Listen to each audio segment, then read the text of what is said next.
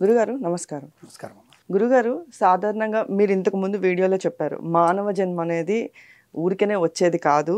ఎంతో దానికి ఉంటుంది అని చెప్పి. అయితే అసలు మానవ జన్మ అనేది ఏంటి గురుగారు? ఎలా ఉంటుంది? గురు బ్రహ్మ గురు విష్ణు గురుదేవో మహేశ్వర గురు సాక్షాత్ పరబ్రహ్మ తస్మై శ్రీ గురవే నమః. వాగర్ధావిపసంప్రక్తో వాగర్ధ ప్రతిపత్తయే జగతః పితరో వందే పార్వతీ పరమేశ్వరౌ. శ్రీ గురుభ్యో నమః. శ్రీపాదవల్లభ శ్రీ నృసింహ సరస్వతి దేవతాభ్యో నమః. అసలు సూత మహాముని ఈ యొక్క మునులందరికీ చెప్తున్నాడమ్మా. ఏమనంటే ఈ గరుక్మంతుడు వీళ్ళు అడుగుతున్నారు కదా, సౌనికాది మునులందరూ అడుగుతున్నారు సూత మహాముని.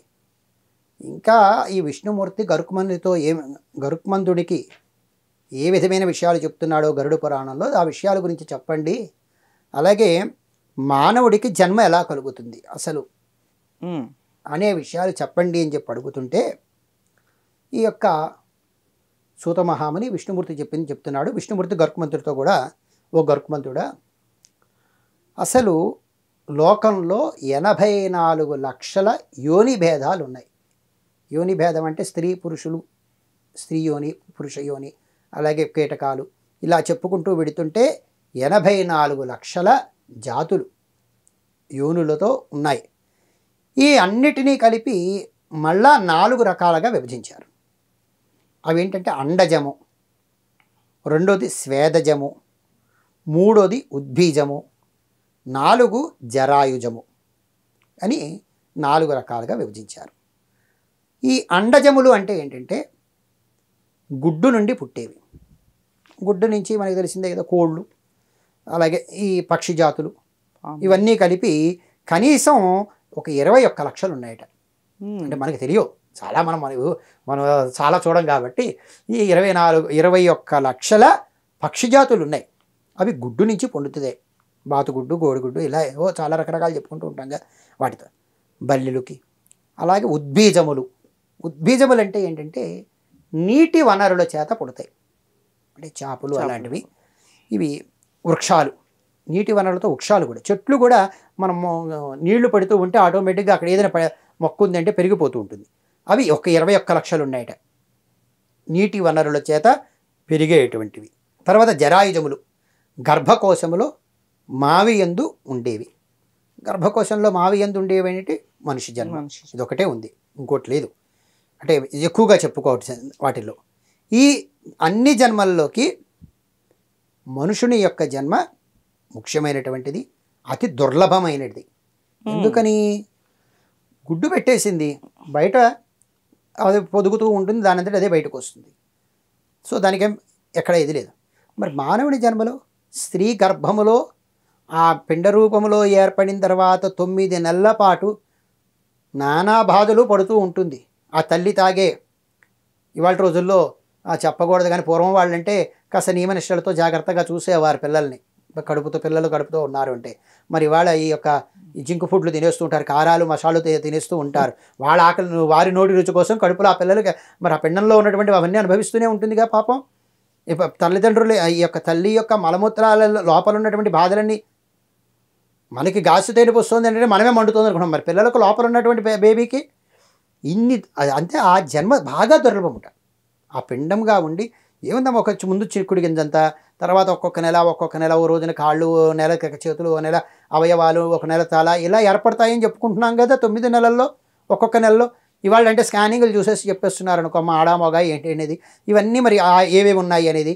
మరి పూర్వం అవేమీ చెప్పేవారు కాదు. మరి అలా దుర్లభమైనటువంటి జీవితాన్ని మానవ జన్మే పొందుతాడు. అసలు అది అందుకే మానవ జన్మ బయటకు వచ్చిన తర్వాత వాడు ఉత్తమమైనటువంటి వాడు. అసలు రావడం కష్టం, పుట్టాడు అంటే ఉత్తమమైనటువంటి జన్మ. ఎప్పుడో ఎక్కడో ఏ జన్మలోనో ఏ పుణ్యం చేసుకుంటేనో 84 లక్షల జీవరాశులలో మానవ జన్మ ఒక్కటి అంటే ఆలోచించదగ్గది. ఈ మానవ జన్మలోనేగా వావి వరుసలు ఉన్నాయి.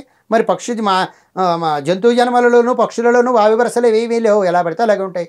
మరి మానవ జన్మలోనే ఉన్నాయి. అయితే వీళ్ళు పూర్వజన్మలో చేసుకున్నటువంటి పుణ్య ఫలితాల వల్ల ఈ మానవ జన్మ అయ్యి ఈ జన్మలో కూడా ఏదైనా పుణ్య విశేషం చేత అతను పుడితే ఆ మానవ జన్మ సక్సెస్ అవుతుంది, అంటే మానవ జన్మ సాధించగలిగినటువంటి వాడు అవుతాడు అని చెప్పి చెప్పబడుతున్నాం.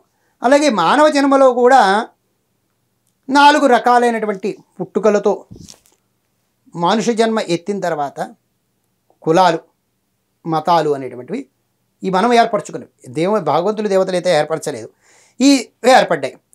ఈ మనిషికి ఈ మానవుడు ఎవరిని ఎప్పుడు చూసినా కూడా ఏది గొప్ప, ఏది బలహీనమైనటువంటి, ఏది బుద్ధిగా ఉంటుంది, ఇలా అనేక రకాలైనటువంటి మెదడుతో కూడుకున్నటువంటి ఆలోచనలు ఎక్కువగా చేస్తూ ఉంటాడు. ఏది గొప్ప చూస్తాడు, ఏది పేదో చేస్తాడు, ఏది మంచో తెలుస్తుంది, ఏది చెడో తెలుస్తుంది, ఇలా అన్ని రకాల ఆలోచనలు ఈ యొక్క మెదడు అనేటువంటిది ఆలోచింపచేస్తూ ఉంటుంది మానవుడిని. ఇంతే ఇలా కాకుండా మనకి ముఖ్యంగా ఇంక ఈ మానవుడికి జ్ఞానేంద్రియాలు 5 ఉన్నాయి. చెవి వినటానికి, వాసన చూడటానికి ముక్కు, రుచి తెలుసుకోవటానికి నాలుక, చూడటానికి కళ్ళు, ఇవి పంచేంద్రియాలు, వినటానికి చెవులు. ఈ 5టిని ఇచ్చింది స్పర్శ జ్ఞానం ఇచ్చి, ఆ స్పర్శ జ్ఞానానికి చర్మాన్ని సమకూర్చబడి మన చర్మం ఉంటుంది. ఇలా శరీరం అంతా కూడా ఒక్కొక్క రకమైనటువంటి అవయవాలు ఏర్పరచుకుంటూ ఒక్కొక్క అవయవాన్ని ఒక్కొక్క క్రియ కోసం ఉపయోగించుకుంటూ మానవ జన్మ అనేది శ్రేష్టత్వాన్ని పొందుతాడు. ఈ శ్రేష్టత్వాన్ని పొందేటప్పుడు నిన్న చెప్పుకున్నాం, బ్రాహ్మణ, క్షత్రియ, వైశ్య, శూద్రులు అని ఈ వర్ణాలని వృత్తి ధర్మాల ప్రకారం, ఎవరి వృత్తి ప్రకారం ఆ వృత్తి ధర్మాన్ని వారికి ఏర్పరిచారు. వీళ్ళే కాకుండా పూర్వం చాకలులు, చర్మకారులు అని అనేటువంటి వాళ్ళు కూడా ఉండేవారు. అలాగే భోగులు, సాని అంటారు, భోగాల కోసం ఉండేవాళ్ళు, ఓడలు నడిపేవారు, ఇలా నేత బట్టలు నేసేవారు, ఆభరణాలు చేసేవారు, కులవృత్తుల ప్రకారం ఆభరణాలు వాళ్ళకు కూడా. అలాగే ఈ అడవులలో ఉండేటువంటి ఈ అడవి జాతులటువంటి వాళ్ళు, ఇలా ఒక్కొక్కళ్ళకి ఒక్కొక్క రకమైనటువంటి వృత్తిపరమైనటువంటి కులాలు ఆపాదించబడ్డాయి. ఆ వృత్తిపరమైనటువంటి వచ్చినప్పుడు వీళ్ళు ఆ వృత్తిని చేసుకుంటూ తిండి తిప్పలు అవసరాన్ని బట్టి మర్చిపోయో మిగిలిన కార్యక్రమాలన్నీ చూసుకుంటూ, అలాగే స్త్రీ పురుషుల సంపర్కాల గురించి చూసుకుంటూ, ఇలా వారి జీవితాన్ని చేసుకుంటూ వారి యొక్క భేదాలలో ఏ కులవర్ణ భేదాలు ఏవైతే ఉన్నాయో అవి నిర్వర్తించుకుంటూ వస్తున్నారు. ఇంతేకాకుండా దీనికి ఒక కారణం కూడా చెప్పుకోవచ్చు. జ్ఞానానికి కారణం ఈ ఒక జింక ఉంటుంది చూసారా, అది అనేక రకాలైనటువంటి నల్లచారలతో ఉంటుంది జింక. ఆ జింక ప్రతిరోజు 4 కాళ్ళతో నడుచుకుంటూ, తన ధర్మం 4 కాళ్ళతో జింక నడుస్తూ ఉంటుంది. దాని బుద్ధి వికాసాలని అనుసరించుకుంటూ తన జీవితాన్ని గడుపుతూ ఉంటుంది. అది జింక పరిగెత్తాలంటే దాన్ని ఎవరూ పట్టుకోలేరు, పరిగెత్తిందంటే. అలా పరిగెట్టడంలో ఆ శ్రేష్టమైనటువంటిది. దాన్ని కృష్ణ జింక అంటారు, నల్లచారలతో ఉంటుంది కాబట్టి. అది ఏ ప్రాంతాల యందు భూముల యందు సంచరిస్తుందో ఆ ప్రాంతాన్ని అంతటిని కూడా పుణ్యభూమి అంటారు, ఆ జింక సంచరించేటువంటి ప్రాంతాన్ని. అందుకే మనం ఇప్పుడంటే జింక చర్మం వేసుకోవడానికి లేదు. కొంతమంది ఒకానొక టయాల్లో ఈ పూజలు అవి చేసేటప్పుడు జింక చర్మాన్ని వేసుకుని కూర్చొని చేసేవారు. ఇప్పటికీ ఉంది. ఒడుగులు అవి చేసేటప్పుడు కూడా చిన్న జింక చర్మం కట్టేవారు, కట్టి చేస్తున్నాం. అసలు జింక చర్మాన్ని మెడలో వేసేవారు. ఎందుకంటే ఆ జింక చర్మము పుణ్యం, చాలా పుణ్యంతో కూడుకున్నట్టుంది. అది ధరిస్తే దాని మీద కూర్చొని జపం చేసామో మనం కోరిన కోరిక తీరుతుంది. ఇప్పుడు దానికోసమని జింకని చంపకూడదు, చంపలేమో, ఆ చర్మాన్ని తెచ్చుకోలేము ఎక్కడా కూడాను. ఆ యొక్క పుణ్యభూమిని గుర్తించారనమాట. ఆ పుణ్యభూమిలో దేవతలు, మహర్షులు, ఈ పితృదేవతల్ని అర్చించేవారు కూడా ఆ పుణ్యభూముల్లో చేస్తూ ఉంటారు. ఇలా ఈ దేవతలు ఎంతమంది ఉన్నారు? 33 కోట్ల దేవతలు ఉన్నారు. ఈ 33 కోట్ల దేవతలు ఎప్పుడూ కూడా ఆ జింక చర్మం దగ్గర, ఆ ప్రాంతాలలో, జింక ఏ ప్రాంతాల్లో సంచరించిందో ఆ ప్రాంతాల్లో సంచరిస్తూ వాళ్ళ యొక్క పుణ్యశక్తి కీర్తిని పొందుతూ ఉంటారు. ఇప్పుడు ఇంకా చెప్పుకోవాలంటే భూత ప్రేత పిశాచాలు ఈ దేహం ఎత్తినప్పటికీ కూడా, అవి కూడా దేహాలు ఎత్తుతాయి. పిశాచాలు దేహం ఎత్తినప్పటికీ కూడా జీవులు శ్రేష్టంగా సర్వోత్కృష్టములైనటువంటి వారుగా ఉంటారు. మానవ జన్మ ఎత్తినటువంటి వాడు ప్రేతదేహులైన వారు తదుపరి ఈ చనిపోయిన తర్వాత పశుపక్షాదులుగా జన్మ ఎత్తుతారు. సంవత్సరీకాలు అయిపోయిన తర్వాత ఆ సంవత్సరం వరకు ఈ యమద మార్గం సంవత్సరం పడుతుంది యమద మార్గం నడవడానికి వీళ్ళకి. అందుకే చెప్తారు 12 నెలల మాసికాల్లోనూ ఏది వదలకుండా 15 మాసికాలు పైన 12వ రోజు నుంచి 15 మాసికాలు వస్తాయి. ఈ 15 మాసికాలు తప్పకుండా పెట్టాలండి, తప్పకుండా ఆచరించండి అంటారు. ఈ 15 మాసికాలు ఆచరిస్తేనే వాళ్ళకి 15 రోజులు, ఒక నెల ఒక రోజు వాళ్ళకి. మళ్ళా మనం నెల రోజులు అయిపోయింది అనుకుంటాం, అవ్వదు, వాళ్ళకి ఒక రోజే. ఈ 15 మాసికాల వల్ల వాళ్ళు ఊర్ధ్వలోకాలకు వెళ్ళాలా, ఎటు వెళ్ళాలి, ఈ కొడుకులు ఏం చేశారు చేయలేదు అనేది నిర్ణయింపబడి ఆ జన్మలు అనేటువంటివి పొందటానికి అక్కడ ఆస్కారం ఉంటుంది. అలా చెప్పబడుతుంది అనమాట.